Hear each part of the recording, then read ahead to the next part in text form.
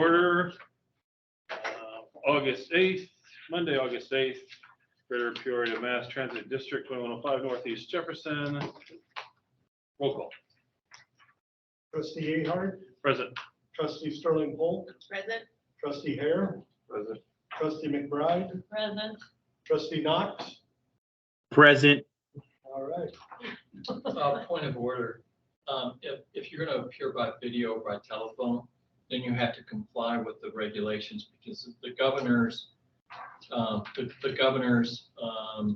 forgiveness of having meetings all by video has expired.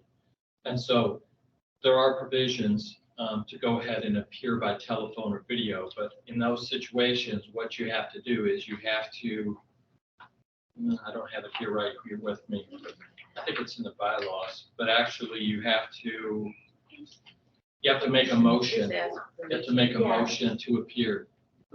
And then the board has to approve a person appearing by video or telephone. We get something from the city though, Bill, that's good till the end of August. That says we still can do hybrid meetings. So, The city? yeah, this guy named Mason something. He's like the governor's liaison for the city. He sends something out every month when it expires.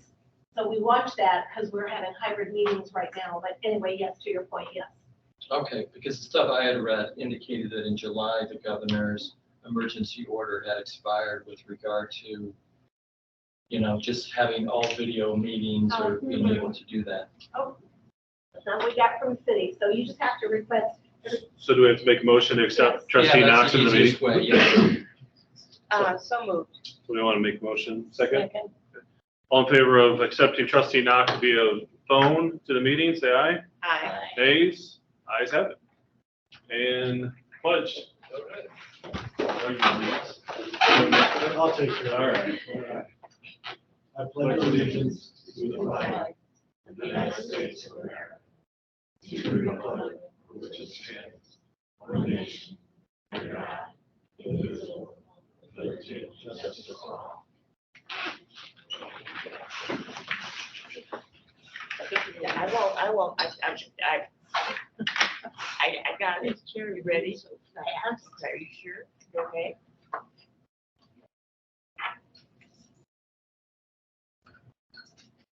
Yeah. Well, okay. Thank you. So well. Okay. Next point of order, the receipt of the reading of the minutes of the regular meeting, July 11th, 2022. I have a motion to accept the minutes with the revisions that Don has made. You guys you should all have those. Do I have a second? I'll second. Jeff seconds. I have a comment on it was on old business, and it was to bring changes to the bylaws, and it was asked if it should be given to me, and there's no answer to this whole thing, but I never received one until Doug sent them out after having seen them all. So, just a comment.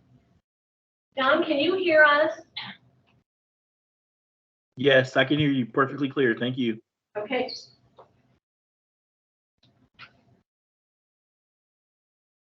So Sharon, you never received those? Pardon? You never received those? No, nobody. Okay. The board didn't communicate about any changes they were looking at. Okay. They sent first to Doug and then, I don't know who, but it wasn't between board members, which we need to strengthen that. I'm sorry, I did send you mine and you didn't respond back. Oh, I did respond back? Yeah, so I did send you mine. Okay, so the revisions Don made, we have a motion. All in favor to accept the minutes as approved, say aye. Aye. Nays? Ayes have it. Reading and receipt of communications, General Manager. Okay, we have one communication. Dear Mr. Rolfs, please accept my sincere thanks for your sponsorship $1,500 for our Pathway Awards dinner on August 2nd at Louisville Slugger Sports Complex. We look forward to celebrating the accomplishments of our adults with disabilities and appreciate your contribution for this event. CWTC is proud of our 62 years of service in Central Illinois. Thank you for making a difference for so many people and for your continued support for our organization. Sincerely, Patty K. Gratton, Executive Director. I did attend that event last Tuesday, and CityLink was giving a award for advocacy during their Pathway Awards. And when she was giving out the award, she made special mention of our WOW event the week before. And so I think that had a lot to do with us getting this advocacy award. So kudos to the board. Anything else? That was it for me. Next option, report of officers. Anybody have anything? Trustee Knox, do you want to touch on the Apta conference that you and I attended, sir? I had actually a couple of things even prior to that. One was I just wanted to report that on 7/26, we held a program development committee meeting. That was one of the committees that I chair as of coming onto the board. So we held that meeting on the 26th with some items on there. I just want to make sure I shared that with everyone.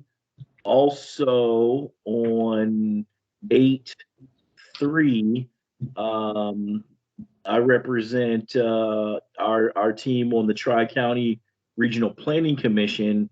And at that time, one of the things that was shared from the Planning Commission was that there was a motion to approve the extension of section 81.310. Again, that's the Tri-County Regional Planning Commission agreement with Greater Peoria Mass Transit District to improve bus stops throughout the region. And again, that had been approved. And maybe someone that's a little more senior or on the technical committee, I don't know if that's Doug or Nick, from possibly 2 years ago. There was just an agreement to continue funding that initiative, which was $57,150, and $45,720 was coming from Tri-County and or FTA, and that $11,430 was what our district was supporting. And I believe, and correct me again if I'm wrong, Doug or Nick, that was that improvement on bus shelter locations, including putting in solar and lighting and just for a greater safety. So I just want to report on those two things. And then if there's any corrections from Doug or Nick or some, I can't remember which one of you sits on that technical committee that might refine that a little bit for me. Yeah, correct. That was an initial grant for sidewalk improvements to make our stops ADA accessible. And what happened was we went out and did a number of locations, but we got such a low bid that we burned through all our locations and we still had extra money. So we've tried to regroup, and since we regrouped, FTA has changed some of their rules so that we have to do an environmental study for each location now. So we're in the process of that. We have a section of sidewalk at the Holt Center. We've got a section of sidewalk at Unity Point and Pekin. I think he's got a couple other, and you're right, Nick's working on the project. I'm kind of working on the funding side. But so we do have the project getting ready to go out for bid pretty soon. Just kind of waiting on FTA to give us the green light on our environmental study. And I told Nick, I think we're going to go ahead and go out for bid, get the bids ready because we're running out of construction season. But I think Rima said we could extend it another year since it was the same project and everything. So she understands what we ran into.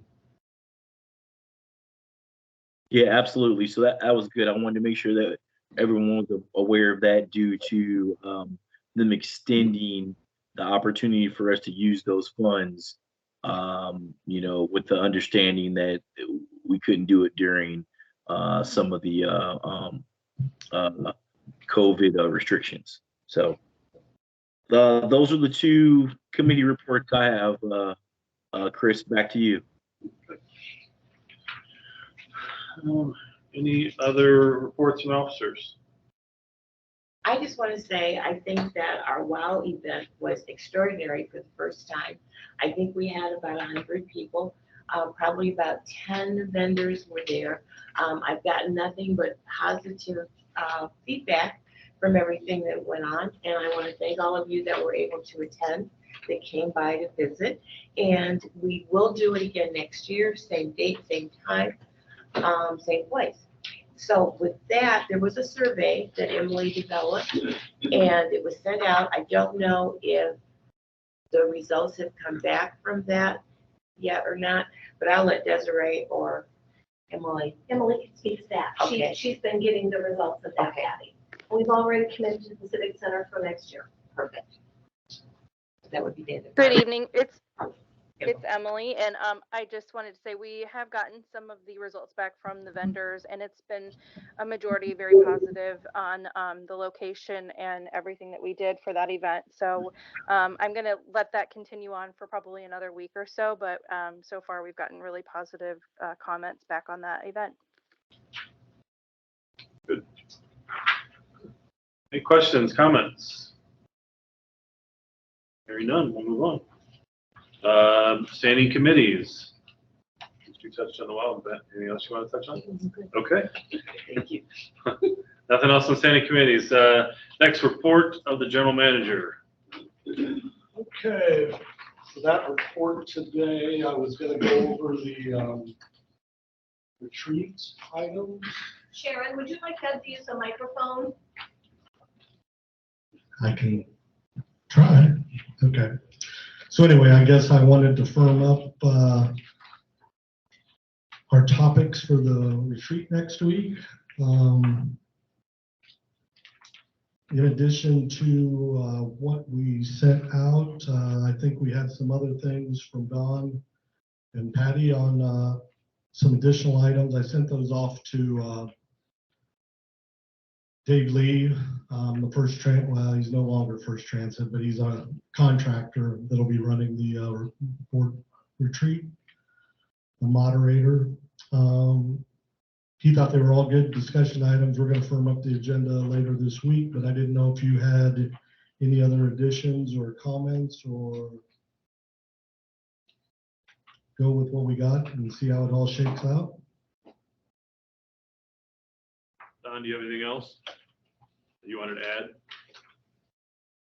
add? No, I think what I shared was appropriate.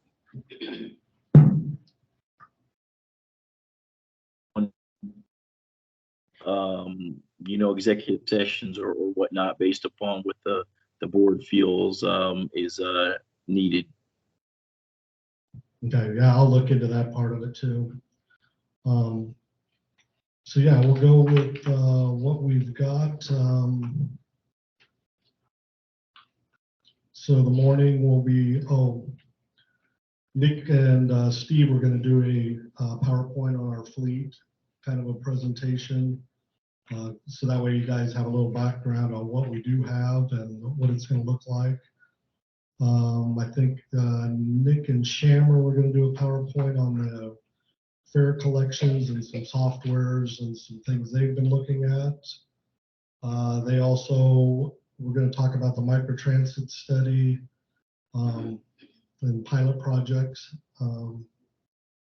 And then Shannon will do her presentation on bonuses and raises.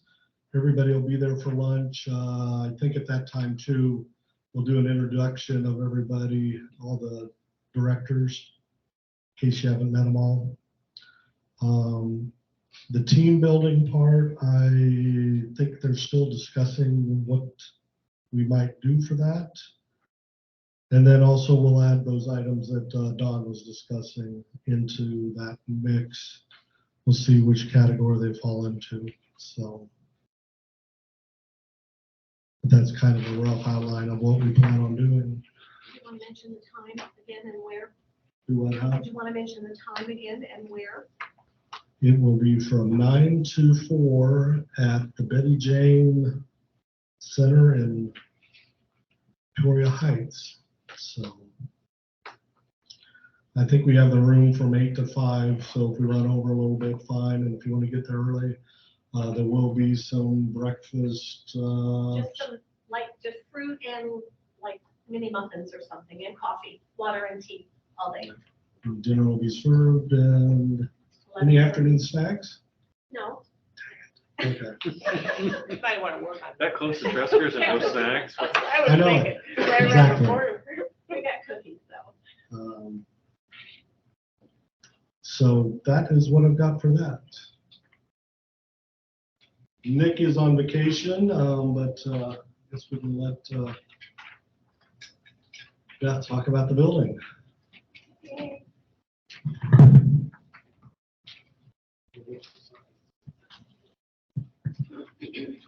Alrighty, so for phase A on the rear building, the punch list, we're at 85% complete.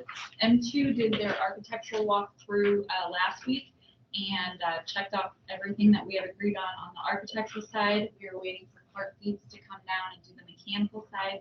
The biggest item is going to be the compressors. They won't be in until October. So closeout docs were 95% complete. We actually received the test and balance report today. Everything checked out good. We turned that into Clark Dietz to verify. Owner training, A&J, KCON, and PIPCO completed theirs last week. We're just working with Steve Green and Steve Risch on scheduling for the rest of the people to be trained, and we can keep moving forward on those. As far as B, C, and D, ICCI has been pouring the front entrance, and they caulked the expansion joints. Any Finch Lane Rocket front entrance, they removed additional asphalt and concrete slab west of the admin area. As you can see, there's a giant hole back there now. We're just digging down for the elevations for the underground utilities. RCC forming high wall and pilasters, and we're also pouring concrete for footings. River City also is setting anchor bolt templates and racking forms for piers and elevator shaft. The select demolition and flooring rebid, that we completed that last week, or sorry, the bid opening was July 28th, and then today I completed the scope reviews and we're working through those currently. I will get everything submitted to M2 and CityLink this week. For the budget update, obviously no adjustments to the GMP. We are currently 99% complete on phase A. Again, that'll maintain 99 all the way through the end of October. And as far as releasing retainage, it is a state law to release down to 5% once they're complete. So we can only hold 5% until they are 100% complete. So we'll be maintaining that all the way through the next few months. Phase B, C, and D, I went ahead and left that at 20% after I went back and redid the calculation off of the 43.6 million. Last month, we're actually sitting more at like 17, 18. We've only done a couple more. So I just maintained that this month. And then I already talked through the demolition and flooring and working through scopes. So, any questions? Yeah, like a timeline of where we are on schedule? Like, is it ahead of schedule, right at? So we're still sitting at the December of 2023 for phase B, all of it, C and D. Phase B is currently May and June. We have a few items that we need to get more information on, because that may get pushed a little bit. So we're waiting. Our biggest item is steel, and we are waiting on some items confirmed from the design group to kind of finalize that steel design. We were tentatively scheduled to have steel being set the first week of September. Hopefully by the end of this week, we will be able to confirm that that still happens. And then precast is October, but that is contingent on the steel. So we're pushing as hard as we can, but if something gets pushed a little, we'll keep everyone in the loop. You know? Yeah, I'd say we haven't had any major hiccups yet, so we're pretty close to. Yeah, we're still maintaining pretty good.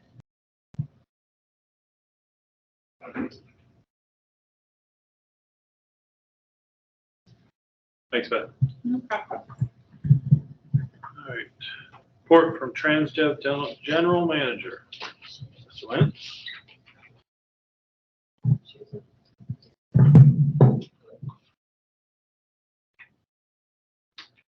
Use the mic if you would, Lance. Sure Okay, will. good. Thank you. Good evening, everyone. Okay, I have a report here basically for what we have going on so far. The WOW program was one of our pluses, so we actually put that on Transdev's website so that showing that we were involved in the program also. So that was very nice. Currently, we are interviewing for 2 utility positions.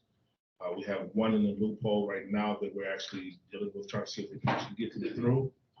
We have one in training, one driver actually is in training. Hopefully be ready to go by next week. And we've been doing walk-in interviews. So that's our biggest thing right now. Our biggest thing is just making sure that we actually get the numbers that we need. We're still looking at 10, trying to get them in to come in and work for us. Right now, we have possibly 3 that may come to us, but we're not for sure till they've passed everything, physical and this, of course. I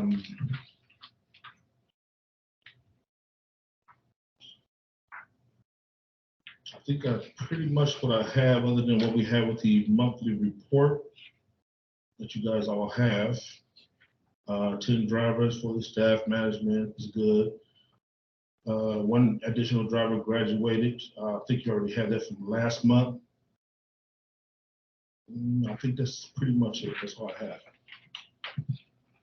Any questions? Yes, ma'am. Okay. I need to know, what do you actually do for recruitment? Do you have a recruitment process? Where do you advertise? What do you really do? Because you're always looking for drivers. There's always a need. So what is your process for recruitment? So currently, from what I've seen with the HR department, we've been going through Indeed. So those applications come in through Indeed. And we bring them. with Indeed. Indeed is the online Oh, Indeed. Okay. job. Gotcha. So basically, we pull those applications as those come in, or whatever, and then we go from there. And then we also do the walk-in. So that's what we have going on now. We have been in job fairs. Okay. But the job fairs that we have been in have been a little bit on the edge side. So it seems like it's working out better for us to actually do the walk-ins as opposed to doing the job fairs. Job fairs, we were getting maybe, let's say there's 30 interviews, but out of that 30, we're getting maybe 1 or 2 people. Okay. So the walk-ins are working out better. Okay. They only have one other thing. I believe it was in June that you guys had the 3 accidents. Yes, ma'am. I would just like, during the course of some time, if you could send me the documentation of what the accident actually was and the corrective action that you guys actually took for that, if that's not too much to ask. Not too much at all. Then that's all I got. Actually, young lady does it right there, so it's great. Thank you. Perfect. Thank you so much. All right. Any Any other questions? questions? I got a question on the Echo Lane. Can you describe- Ecolane? Yeah, describe a little bit about that. Okay, so Ecolane is the software that you guys basically purchase whatever to actually schedule everything. And so right now with that process, we've been learning how to manipulate things and kind of figure out how we're going to schedule everything through it. The system is supposed to actually automatically book trips. So when you actually set up a trip or whatever, it's supposed to automatically just look for an open spot and actually set it up. But you need to also make sure that it knows what groups are. So, and that's what we're doing now. We're actually working with that, cleaning that up. So that's why we're able to hit pretty good on the 95% on-time performance in the past month, June, I think it was. So not bad.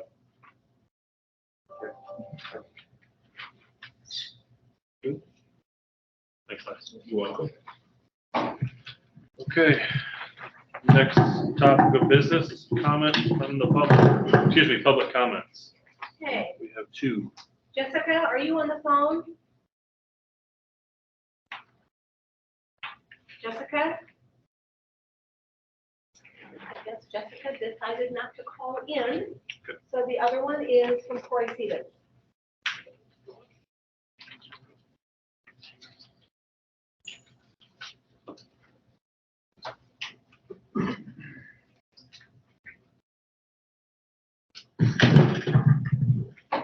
Good evening, board. Let me introduce myself. My name is Corey Stevens. I'm the president of the union. Executive board, Mr. Mike Bell, and is the vice president, Vanessa Dixon. What I'm here today for is to inform the board that management is knowingly breaking Article 29 of our contract that you, the board, signed off on. The union members had to adhere to this contract. Why shouldn't management?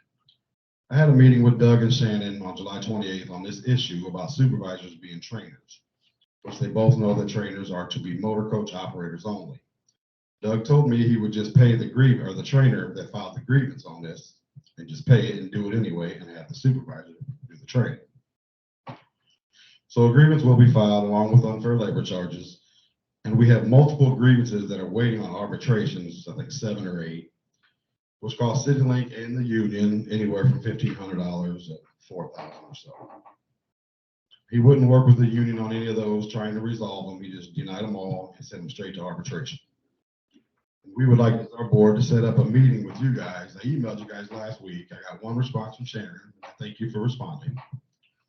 To have a meeting, we can come even with the management there too, and all of us, so you would be able to hear both sides on some issues that we all have going on here. And I thank you for your time.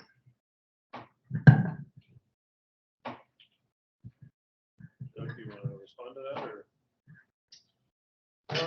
Typically, we don't respond, but you guys can tell me if I'm supposed to respond. We're good. If that's typically, does the board have any questions about it? I just want to say, I'm Patty Cole.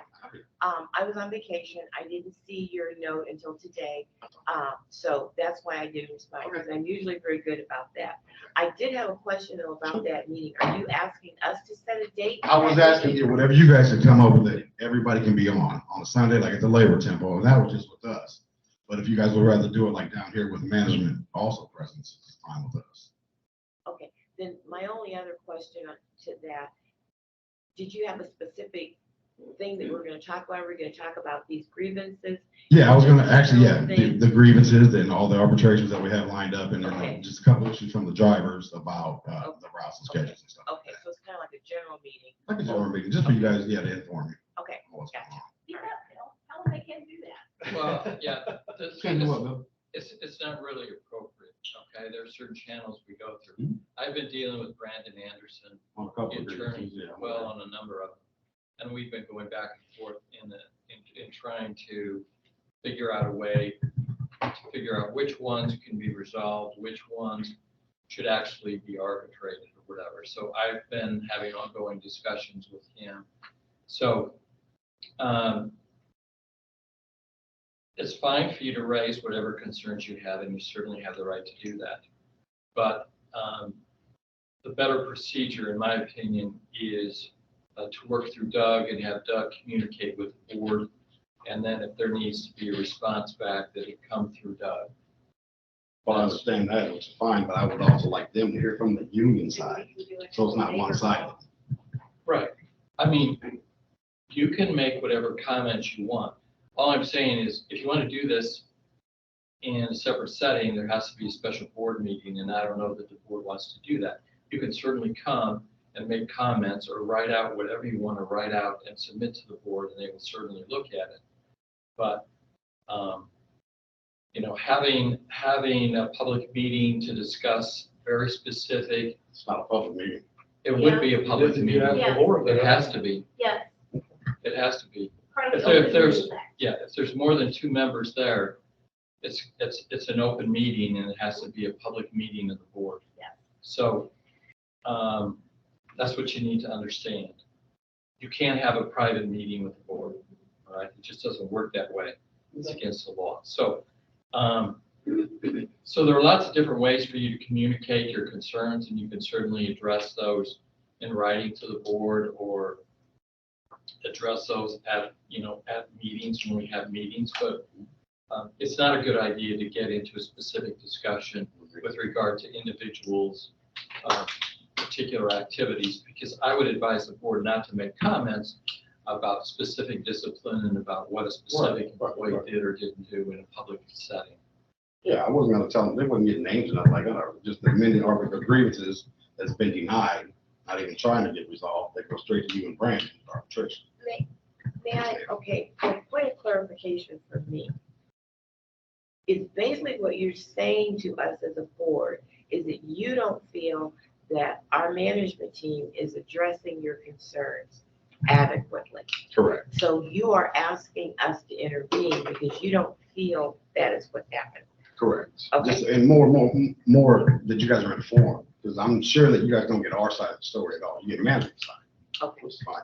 And we want to relate to you guys, so you guys know what's going on understood. with us. Okay, just wanted. And I know in the past, not the whole board, but we have, as union leaders, that went out to, you know, a meeting like a lunch or whatever, chair or whatever like that.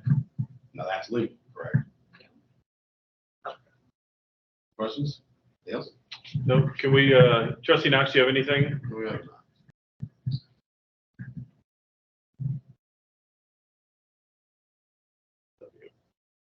I think he's on mute. Okay. I'll tell you what, why don't we, you give us a chance. No, I don't have anything. There you are. Go ahead again, Don. You're on mute. I apologize. No, I don't have anything to add. Okay. Thank you. We'll talk amongst the board, and then if a couple of them want to get together and meet with you guys separately, we will. Appreciate it. Touch. Thank you, Corey. Thank you much. Okay. You want to try Jessica again? We're moving on. Jessica, are you there? Moving on. Good. All right. New business. Any new business? No new business. Okay, recommendation to change October board meeting to October 17th due to board travel to the Apta meeting. Doug, I think that one's pretty self-explanatory. But yeah, a number of us will probably be gone that day. So I would recommend to the board that they move the meeting to the following Monday, October 17th. Is that right?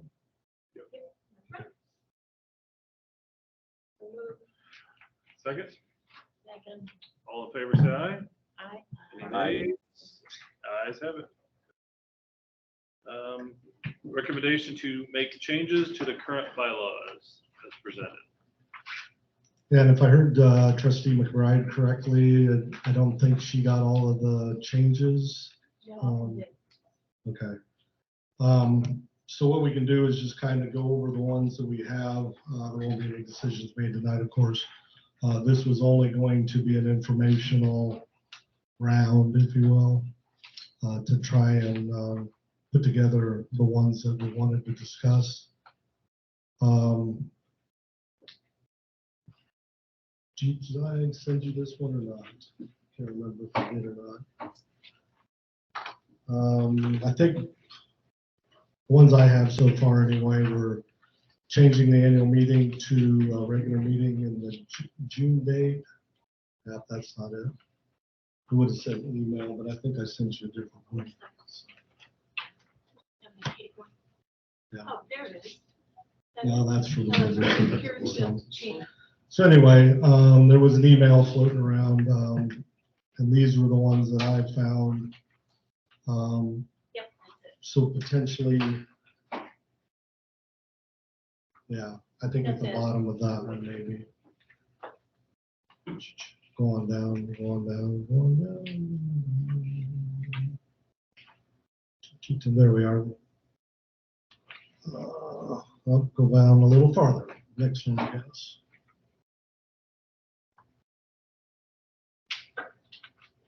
Okay, and we went too far.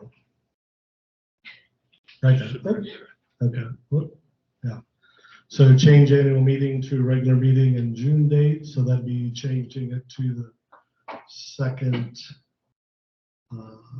Monday of the month when we typically have our regular meeting. I'm still going back and forth with Bill on whether, with the appointments of the directors, the trustees, we had the conflict and two of them came up because of a mayor re-election or election.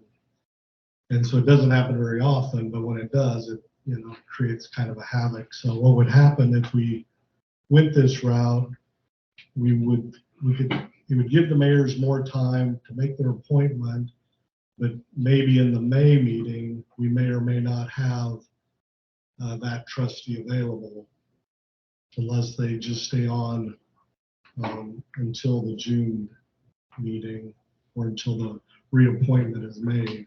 But it's, according to Bill, it's supposed to be done on by the end of April. So I'm sorry, I'm totally confused on that. When I was reading that about,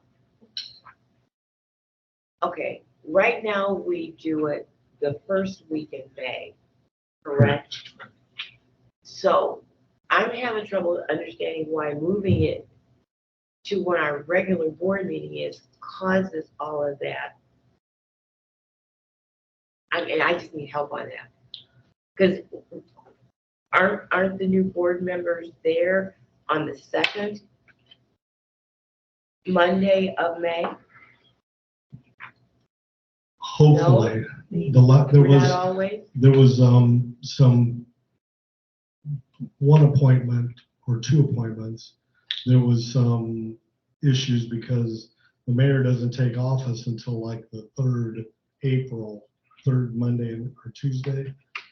It's close to the end of April by the time they take the seat or the position. Okay. So that gives them basically 2 weeks to make an appointment. Okay. And that's where we run into the issue with them trying to make an appointment by the first meeting of May, when they've only been in office 2 weeks. And they've got all these other appointments, they've got all this other stuff to do. And so we ran into issues one year with that. And I can see it happening again, possibly. Okay, what you just said to me, I must not be hearing this right. Okay. Because you said, tell me what you just said, because right now the bylaws say it's the first Monday in May. And we were saying change it to the second so that it correlates with what our regular meetings are. So we don't have that odd meeting in May, the first Monday. So if they're taking office in April, aren't we giving them an extra week to make that appointment? Yeah. But then that causes trouble because what? There wouldn't be as much trouble. Okay. If we went to June, then there could be the missing of the May meeting. Okay. So where did the June come from? That was my question when I was reading all those different emails. How did June get into the mix? Well, because originally what I wanted to do was change the appointment date to the end of May. Oh, okay. So this way it gave the mayor more time. I got it now. But now Bill says I can't change it. The city can't change it. Only the state legislature can change it. Okay. So yeah, now we're I back just didn't know to, where the June. Yeah. That was not the case. Yeah. So now we're back to, Okay, I got it probably now. the second meeting in May. If we change it to that, would probably be best. Okay, all right. I'm good. I'm so sorry. I didn't. I apologize. Yeah. I think we were trying to do two different things with one. Okay, Motion. got it. Yeah. All right.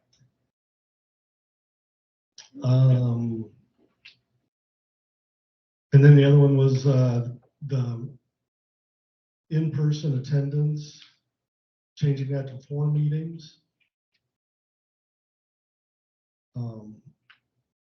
Personally, I guess I'll leave that up to Bill, but with modern day technology and everything, it's pretty easy to run a meeting virtually if you have to, especially if you need a quorum. So that'll be up to if there's any legal ramifications and whatever your pleasure Yeah, is. that's not necessarily a problem. Let's think of like non-COVID time. okay, when we don't have any special governor executive order or anything like that in place. The state law is still there that allows a trustee to appear by video or appear by telephone. The reasons for that are explained in the bylaws. They're actually taken straight from the state law, which says if you're prevented from attending physically because of personal illness or disability, employment purposes, or the business of the district, or a family or other emergency, and you wish to attend by video or audio, then you have to notify the secretary of the board, and then we do the procedure like we did at the beginning, where a board member makes the motion to allow the other board member to participate. That's still, that's the law, and that's fine. Your prior bylaws said, only 2 video or telephone appearances. If you want to change it to 4, really, that's your prerogative. You do need to be aware, though, there's a later provision in the bylaws that says if you miss either by virtually appearing or physically appearing more than 2 board meetings in any calendar year, then it basically says you can't miss more than 2 during any calendar year. So any combination between physical and video, is fine, but just not appearing, period. Obviously, to do a video or telephone, you have to have a physical quorum here in person, though. So it's not as if 3 of you can appear by video and 2 here. That won't work. You won't have a meeting because you won't technically have a quorum. So you can go to 4 as far as video or telephone appearances. That would be fine.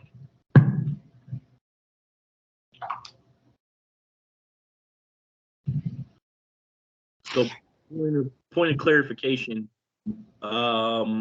is that per legislation that you have to have 3 present to have a quorum, or is that a bylaws issue? No, that's by state law. Because we've got a board of 5, you need a minimum of 3. A 3 is a quorum. It's a majority. Okay. Right. The board, so. And the only way to reach quorum is by being physically present. Phone or video does not count as present per that law? Not for quorum, no. You need 3 warm bodies here and no more than 2 on the telephone for the meeting to be valid. So as long as you have 3 persons here, 3 board members, and you 2 appear by telephone or video, that's fine. But that's what the statute says. I have a question. That's your question, Bill.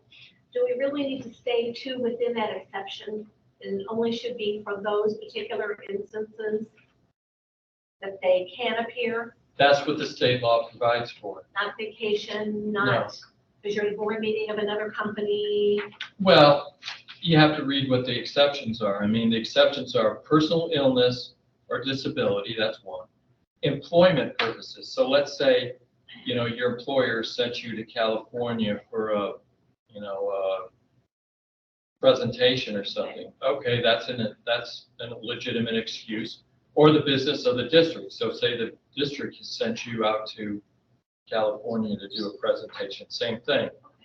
You could have a family or other emergency. Okay, those are all legitimate reasons to attend by video. So certainly if you're ill or sick and not feeling well, and your business, you're out on business, either your own professional business or the district's business, then you can appear.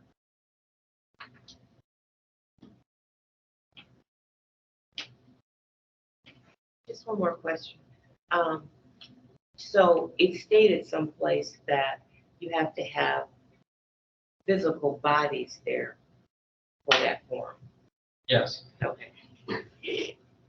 And that's in the Open Meetings Act, Bill, do you recall? Yeah. It's in the Open Meetings Act, Bill said. Yeah, it's at the beginning of the Open Meeting Act. It's in section that it talks about. It's in the Open Meetings Act, though. Okay, thank you.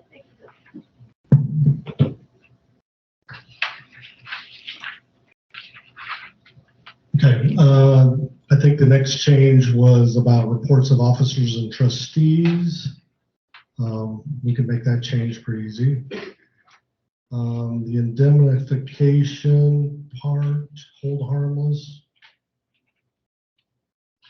Did you want to address that? Yeah, with respect to that, I mean, hold harmless is similar language to indemnification. They're just different ways of kind of saying the same thing. The language you have in the bylaws is really mirrored off of the language that's under the State Employee Indemnification Act. And to say state employee, that's kind of a misnomer in a way, because it covers elected officials of the state of Illinois, people that are appointed to boards and serve on boards and things like that. So the same type of indemnification that's provided, let's say the governor or the head of the Department of Corrections, or pick whatever board or department you want to think of, those employees are all indemnified the same way you are, under basically the same types of terms that apply. It's for any type of civil action. You know, you can never be indemnified for a criminal matter. And there are, you know, the language just mirrors what's in the state statute, what you have right now. So it's pretty comprehensive. In addition to that, the district also has insurance through the risk pool. It's public liability and employer's liability coverage, which is additional insurance to cover, you know, any of those types of issues or whatever. I don't think we've ever had an issue here at the district. You know, the 35, 40 years that I've been involved on and off at different times. So where any board member has needed that kind of indemnification. I was the one that raised some of those questions. Just obviously, we needed your legal counsel being the legal expert. So, so what you're saying is the indemnification clause is adequate. So you don't believe that there's any additional language that needs to be added around hold harmless, and then if there are some limitation liability, you're saying it's covered via insurance policy of some sort. And that being said, does that liability language need to be added, you know, to the bylaws, just so that we, you know, we've got a complete the blanket of coverage all laid out within the bylaws? Well, the bylaws specify that we can purchase insurance for that purpose, and we have, and have ever since the risk pool started. The hold harmless is another way of saying indemnification. I mean, there's multiple ways of talking or, you know, using verbiage for what you're talking about. And so the indemnification language is actually pretty broad. It's in the bylaws, and your insurance coverage is broad also. So I don't think there's any need. I think that what you have is very comprehensive to begin with, between the coverage and between the language in the bylaws.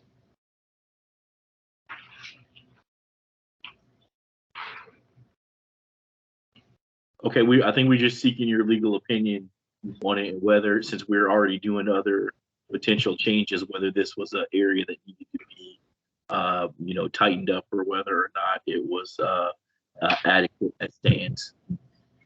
Yeah, I think it's adequate what you've got right now.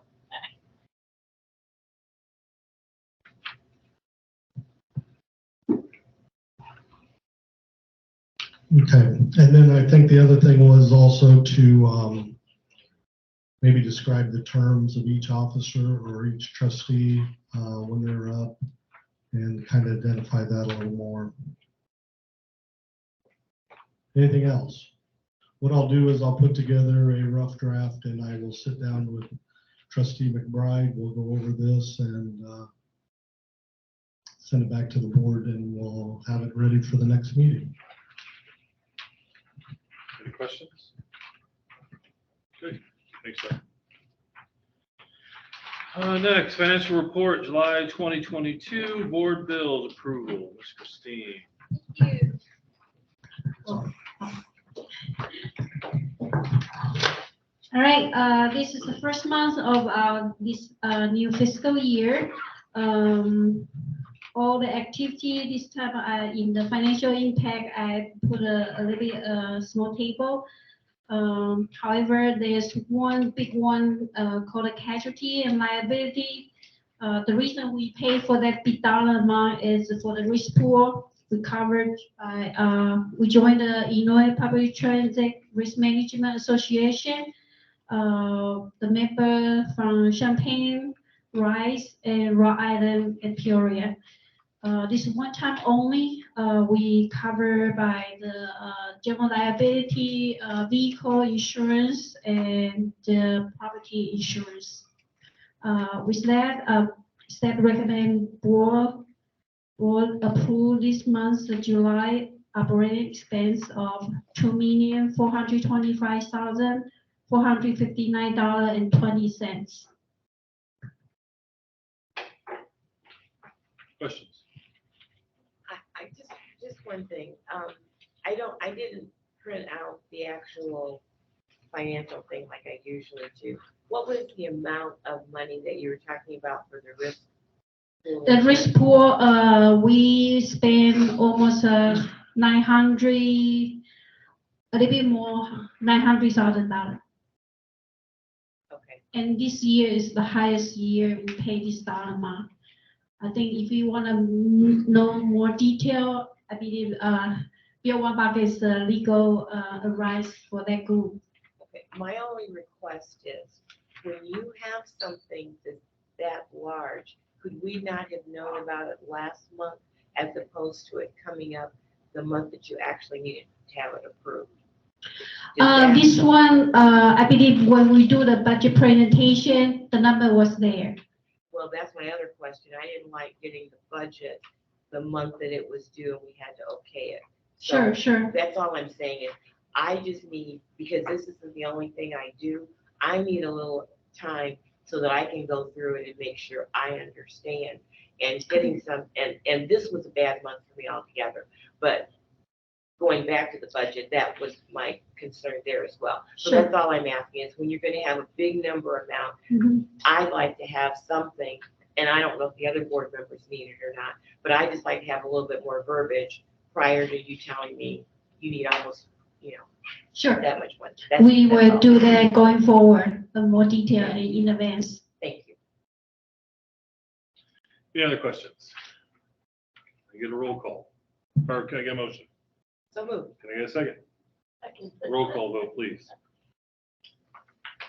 Trustee Hager. Aye. Trustee Polk. Aye. Trustee Hare. Aye. Trustee Knox. Aye. Trustee McBride. Aye. Approved. Thank you. Okay, resolution 23-04, request for approval of renewal of legal services between William C. Wombacker and Cassian Mueller PC with Greater Peoria Mass Transit District to exercise the first of 5 one-year options beginning October 1st, 2022 through September 30th, 2023. So, Yeah, this was a resolution tabled from the last month. I did send you evaluations on Mr. Wombacker that we completed internally.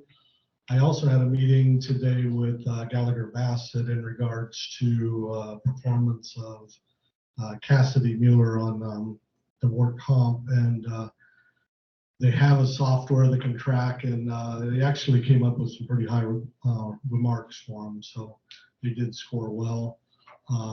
Unfortunately, they didn't get me into the program yet, and so next year I'll be able to share that information with you on how they rate them and how they score them and how things go. So, so basically we're back to looking for a one-year extension for the services provided by Mr. Wombacker and Cassian Mueller. Yes, ma'am. I hate to be a stick in the mud about this.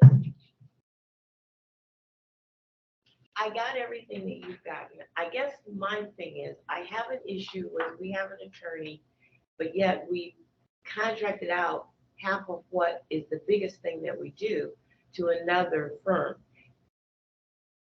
Why don't you do it all? I mean, are you not large enough to do it all yourself?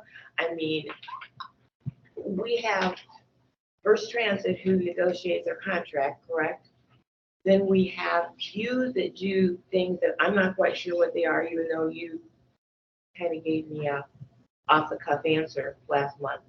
And then we have the bulk of our stuff would be the workman's compensation, which then goes over to a totally different firm. And I'm guessing that you are the one that recommended that firm, or you hired that firm, or I just need a little bit better explanation. Let me explain. Please. Okay. The bulk of the work really isn't the workers' compensation work. Okay. It's probably closer, my guess is it's probably closer to 50-50. I used to do all the work. All right. And then another firm was selected at a certain point in time for a 5-year period. When the proposal came up, there was a recommendation by the staff at that point to go out for bid. So I bid again. At that time, what I wanted to do was to provide the best package of services available. So I went to the Cassidy firm and to do this as a joint venture, because all they basically do is work comp, insurance defense type of work. All right. I have a lot of experience in representing this district because I've done work for the district over like 35 years.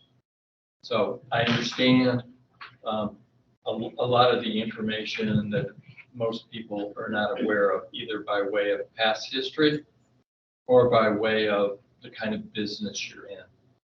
I also do, while I didn't negotiate this last contract, the one prior I did, because the board chairman did not want First Transit to negotiate that contract.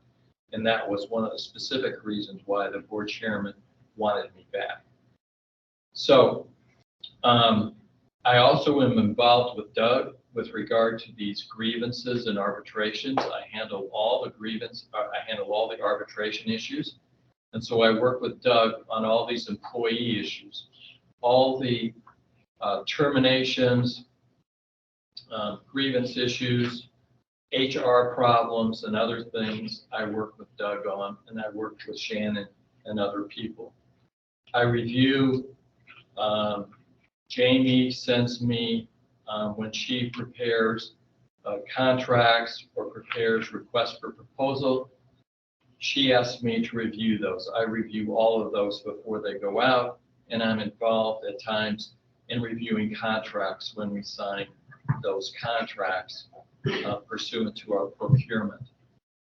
I was involved when we started the construction project in negotiating terms with River City on this management process that they're providing for the construction process. So just to be clear though, when you do anything with construction part, that is not part of your retainer. You get another set of charges that you bill us for that is not part. No, that's things are a little bit different. Okay. Mm-hmm. Some of the money for example, when I do litigation work on behalf of the district, that is separate from the retainer, and that's spelled out in the contract. Oh, I know. Okay. I also, so some of that is separate, but most of the stuff that I do, a very, very large percentage of what I do, okay, is under the retainer. When I did all the work, when I was doing both the work comp and the general stuff, all of the work comp stuff was billed out separately, just like Cassidy and Mueller do, because it's all done on an hourly basis based on hourly rates that are bid. and they're all processed through the person who's a third-party administrator for the district when it comes to the workers' comp. So I'm involved in all of that. So there's a lot of different areas that I'm involved in, and I'm available, for all kinds of things, board meetings and consultations about bylaws, all this other information. So that's what I do. And that's what Cassidy and Mueller do. And we did it together as a joint project because I thought that would bring the best in services to the district to have them involved because they're specialists. Okay. Mr. Wombacker, so is that model that you described a typical model that you have also used like elsewhere? Yes, in some places, I'll give you an example. For example, in the Quad Cities, I do labor work for the transit district for MetroLink in the Quad Cities. They have a general counsel who does what I do here, but does not do their labor work, does not handle their contract negotiations, does not handle their arbitrations, does not handle their employment issues with employees and any of that. And so I do that for MetroLink because it's a combination of me working with their general counsel, dealing with their labor issues up there. So it's not unusual. Actually, in bigger cities, you look at big metro cities like Chicago and all of that, they may have 10 or 12 different law firms that they end up doing business with, depending on the nature of the kind of problem they have. They may have a firm that does nothing but for example, their IT or their issues involving cyber and contracts and those kinds of issues because they have a specialized background in that area, copyrights, things like that. So it's not unusual for different properties to have huge resources of different attorneys in order to bring the best to the organization.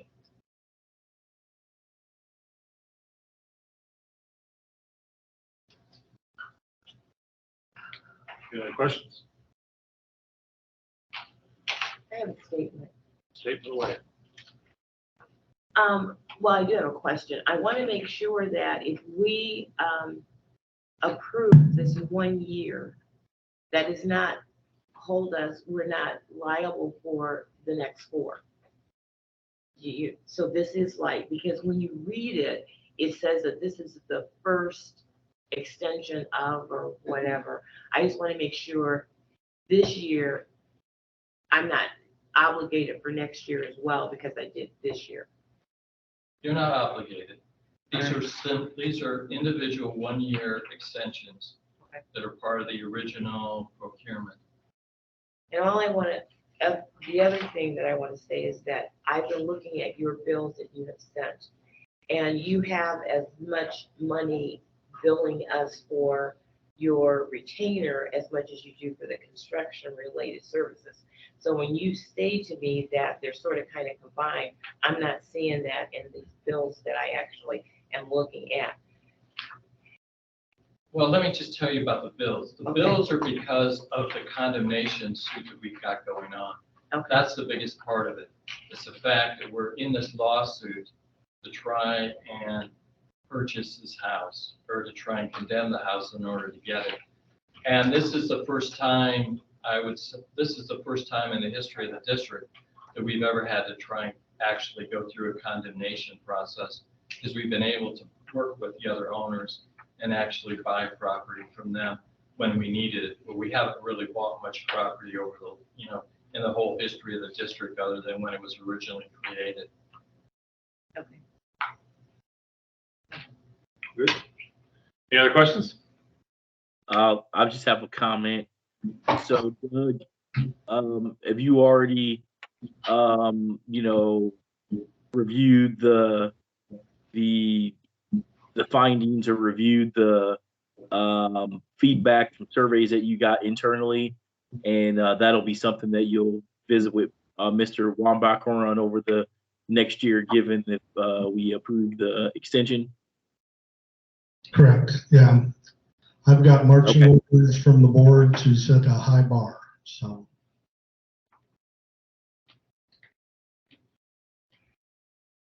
Okay, hearing no other questions, can I get a motion to approve resolution 2304? Can I get a second? Second. Roll call vote, please. Trustee Ahart, Approved. trustee Polk, Approved. trustee Hare, Approved. trustee Knox, Approve. trustee McBride approved. Motion passed. Can I get a motion to close the regular meeting and a motion to enter into executive session? So moved. I'm gonna get a If you're second. gonna have an executive session, you have to specify under the statute. I was getting there. Okay, all right. Got it. Okay. Do I have a second on that? Second. Entering executive session is provided under 5 ILCS 120-2C1, involving employment, compensation, discipline, performance, or dismissal of specific employees. And we ask the board and general manager stick around, please, only. So Don, you should have a link that you can go to that, with the executive session. I have it. Okay.